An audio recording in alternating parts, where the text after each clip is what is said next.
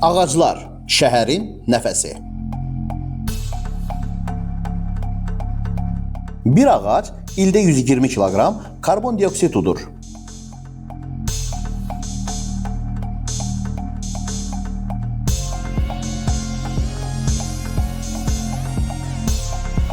Bakı kimi böyük şəhərlərdə ağaclar tozu, səsi və istiliyi azaldır. 1 hektar yaşıllıq ildə 2,6 ton oksigen istehsal edir. Lakin son 10 ildə Azərbaycanda yaşıllıqların sahəsi azalıb. Niyə ağac əkməliyik? Havanı təmizləyir, torpaq eroziyasını azaldır, psixoloji rahatlıq yaradır, şəhərləri gözəlləşdirir. Bir ağac ək, 100 nəfəs qazan.